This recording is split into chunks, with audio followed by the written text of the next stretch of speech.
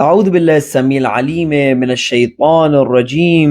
بسم الله الرحمن الرحيم وبه نستعين إنه خير ناصر ومعين وصلى الله على سيدنا محمد وآله الطيبين الطاهرين اللهم صل على محمد وآل محمد. عزیزان گرامی، سامعین محترم، کاروان عطرت، السلام علیکم ورحمۃ اللہ وبرکاتہ۔ امید ہے اس زندگی کے مقصد کی جانب کہ جسے پروردگار متعال نے ہمارے لیے طے کیا ہے اور فرمایا ہے وما خلقت الجن والانس الا لیعبدون، اس مقصد کی جانب اہل بیت علیہ السلام کے خالص کلام کی روشنی میں ماہ رجب کے منور ایام میں ہمارا سفر جاری ہو۔ شرح و ترجمہ دعائے خواب الوافدون علی غیرک کے ساتھ ایک دفعہ پھر آپ کی خدمت میں حاضر ہیں۔ پچھلے درس میں جن جملات کا ہم نے مطالعہ کیا وہ یہ تھے کہ وَرِزْقُكَ مَبْسُوطٌ لِمَنْ عَصَاكَ، تیرے رزق کا دسترخوان اس کے لیے بچھا ہوا ہے کہ جو تیری نافرمانی کرتا ہے۔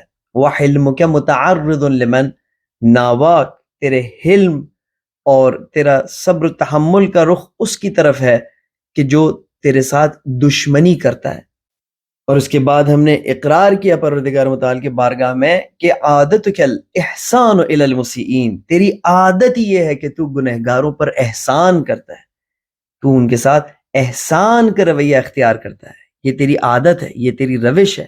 وَالسَّبِيلُ كَالْإِبْقَاءُ عَلَى الْمُعْتَدِينَ، اور تیرا راستہ، تیری روش، تیری راہ و روش یہ ہے کہ جو معتدین ہوتے ہیں، جو سرکش ہوتے ہیں، جو باغی ہوتے ہیں، تو ان کے ساتھ بہت صبر و بردباری و تحمل کے ساتھ پیش آتا ہے، تو ان کے عذاب میں جلدی نہیں کرتا، تو ان کے قصے کو ختم کر دینے میں جلدی نہیں کرتا، اگرچہ کہ تو تمام قدرت اس بات پر رکھتا ہے۔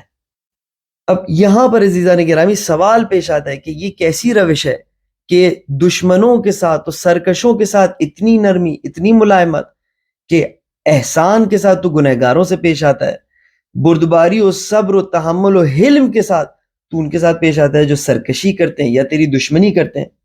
تو جب یہ کانسیپٹ ہمیں ایک مختلف کانسیپٹ لگا، جب یہ سمجھ ہمیں دعا کے جملات سے ایک مختلف سمجھ محسوس ہوئی، تو اب ہماری ڈیوٹی یہ ہے کہ ہم قرآن مجید کے ساتھ اس کو کمپیئر کریں، کیونکہ اہل بیت علیہ السلام نے شدت سے ہمیں یہ بات بتائی اور اس پہ بڑی تاکید کی ہے کہ جو کچھ بھی ہماری جانب سے تمہارے پاس آئے تو اسے قرآن مجید کے ساتھ پرکھو، اسے قرآن مجید پر عرضہ کرو، کتاب اللہ پر عرضہ کرو۔ اگر وہ اس کے ساتھ یکجہت ہو تو یعنی یہ ہمارے جانب سے تم تک آئی ہے، اور اگر یکجہت نہ ہو تو اسے اٹھا کر فَضْرِبُوهُ عَلَى الْجِدَارِ، دیوار کے سینے پر مار دو۔ یعنی قرآن مجید سے جو چیز مطابقت نہ رکھتی ہو، وہ اگرچہ کہ حدیث کی صورت میں ہو، اہل بیت علیہ السلام کے اپنے فرمان کے مطابق اس کی کوئی حیثیت نہیں ہے۔ تو اب ہمیں دعا کے ان الفاظ کو قرآن مجید کی روشنی میں ایویلویٹ کرنا ہوگا۔ کیا قرآن مجید نے کوئی ایسی آیت، کوئی ایسے واقعے کا تذکرہ کیا ہے جو کہ ہمیں بتاتی ہو کہ پروردگار متعال کی روش ایسی ہے، دشمنوں کے ساتھ احسان کی روش ہے، حلم کی روش ہے، ابقاء علی المعتدین کی روش کیا پروردگار متعال کی ہمیں قرآن مجید میں نظر آتی ہے؟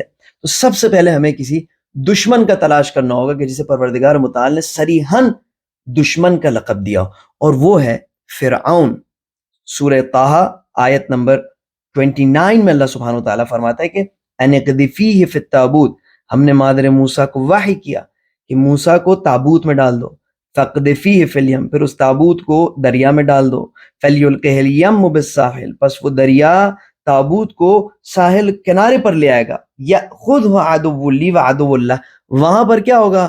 وہاں پر موسیٰ کو اخذ کر لے گا، اٹھا لے گا میرا دشمن اور موسیٰ کا دشمن۔ اور ہمیں پتہ ہے کہ اشارہ کس کی طرف ہے؟ اشارہ فرعون کی جانب ہے۔ بس یہاں پر عدو لی وعدو اللہ، میرا دشمن اور موسیٰ کا دشمن، صریحاً یہ صفت جو ہے یا یہ عنوان جو ہے یہ فرعون کا ہمیں مل جاتا ہے۔ اب دیکھیں کہ پروردگار متعال کا فرعون کے ساتھ کیا رویہ ہے۔ اگر پروردگار متعال کی روش واقعاً ایسی ہو جیسے دعا میں ہے کہ عادتک الاحسان الی المسیئین، گنہگاروں کے ساتھ احسان کرنا، وَسَبِيلُكَ الْإِبْقَاءُ عَلَى الْمُعْتَدِينَ. تو اب ہمیں یہاں پر وہ بات نظر آنی چاہیے، اور ہم چیک کرتے ہیں کہ ہمیں نظر آتی ہے یا نہیں آتی. تو اب آیت نمبر 42 میں ہم دیکھتے ہیں کہ جہاں پر حضرت موسیٰ علیہ السلام اور ان کے بھائی حضرت ہارون سے کہا جا رہا ہے کہ اذهب انت واخوک بآیاتی ولا تنیا فی ذکری، تم اور تمہارے بھائی جاؤ میری آیتوں کو لے کر، میری نشانیوں کو لے کر، اور دیکھو مجھے بھول نہ جانا.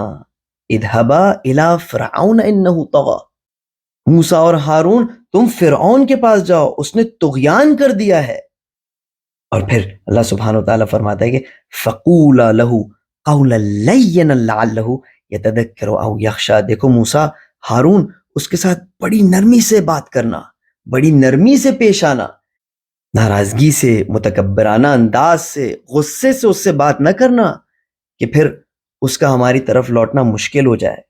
لَعَلَّهُ يَتَذَكَّرُ أَوْ يَخْشَىٰ، ہو سکتا ہے کہ وہ نصیحت پالے اور وہ اپنے اندر خشیت کو ایجاد کر دے، یعنی وہ ہمارا بندہ ہو جائے، وہ ہماری طرف لوٹ کر آ جائے. بہت سارے سوال آپ کے ذہن میں پیدا ہوں گے. وہ فرعون جو موسیٰ کے بچپن سے لے کر تو اب تک ظلم کر رہا تھا، اور کیسے کیسے ظلم، اس کی جانب پروردگار متعال 2 نبیوں کو بھیج رہا ہے، اور ان میں سے بھی ایک اولی العزم نبی، اور پھر سفارش کر رہا ہے کہ فَقُولَ لَهُ قَوْلًا لَيِّنًا. دیکھو اس سے نرمی سے بات کرنا، لَعَلَّهُ يَتَذَكَّرُ أَوْ يَخْشَىٰ. عزیزان گرامی تحمل رکھیں، آگے بھی مراحل ہیں. اس کے بعد حضرت موسیٰ اور ہارون علیہ السلام عرض کرتے ہیں پروردگار متعال کے بارگاہ میں کہ قَالَا رَبَّنَا إِنَّنَا نَخَافُ أَن يَفْرُطَ عَلَيْنَا أَوْ أَن يَطْغَىٰ. پروردگارہ ہمیں ڈر اس بات کا ہے کہ وہ ہمیں شکنجا کرے، ہم پر یہ زیادتی کرے، ہمارے ساتھ وہ سلوک کرے کہ ہم تیرا پیغام ہی نہ پہنچا سکیں. اب دل تھام کے سنیے گا، شاید کبھی بھی ان آیات کو اس جہت سے نہ دیکھا ہو.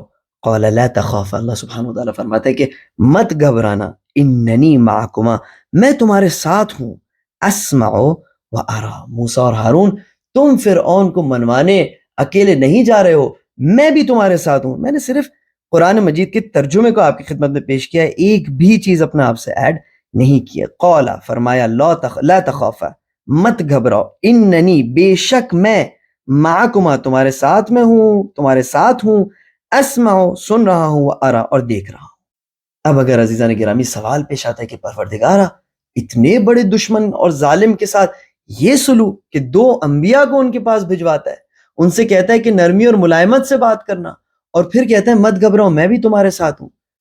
تو اس سوال کا جواب اہل بیت علیہم السلام ہمیں دیتے ہیں کہ فرماتے ہیں کہ عودتک الاحسان الی المسیئین، احسان کرنا گنہگاروں پر تو تیری عادت ہے. وسبیلک الابقاء علی المعتدین، معتدین کے ساتھ صبر و تحمل سے برتاؤ کرنا تیری روش ہے، تیرا راستہ ہی یہ ہے. یا وحلمک متعرض لمن ناواک، تیرا حلم اس کی جانب متوجہ ہے جو تیرے ساتھ دشمنی کرتا ہے.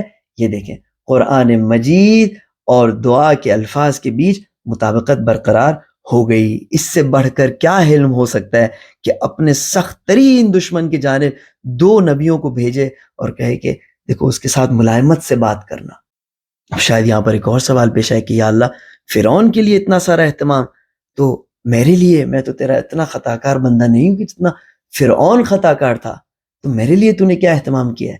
تو شاید جواب ہے کہ تمہارے لیے میں نے 14 معصومین کو بھیجا کہ وہ تمہاری ہدایت کریں. تمہارے دل میں نے 14 معصومین کی محبت کا چراغ جلایا، اس سے زیادہ تمہیں کیا چاہیے؟ میں نے تمہارے لیے قرآن مجید جیسی کتاب بھیجی. اب تم نے اگر اس سے فاصلہ اختیار کر لیا ہے، اگر تم نے معصومین علیہ السلام کی خالص گفتگو اور دعاؤں سے فاصلہ اختیار کر لیا ہے، تو یہ تمہارا عمل ہے، تم مختار ہو. اِنَّا هَدَيْنَاهُ السَّبِيلَ إِمَّا شَاكِرًا وَإِمَّا كَفُورًا، ہم نے راستہ دکھا دیا ہے، چاہے وہ شکر کرے چاہے وہ کفر کرے. تو ہرگز اپنا آپ کو فرعون سے مقایسہ نہ کرنا. اگر فرعون کے پاس ہم نے 2 نبی کو بھیجا تو تمہارے دل میں تو اہل بیت علیہ السلام کے محبت کا چراغ جلا دیا. اگر موسیٰ اور ہارون سے کہا کہ دیکھو فرعون سے ملائمت سے بات کرنا، تو تمہارے پاس تو ہم نے پوری کتاب بھیج دی کہ جس میں اتنی ملائم اور اتنی پیاری گفتگو ہے کہ ہو ہی نہیں سکتا کہ کسی انسان کا دل اس سے نہ پگھلے. صحیفہ سجادیہ ہے، اہل بیت علیہ السلام کی دعائیں ہیں، قرآن مجید ہے.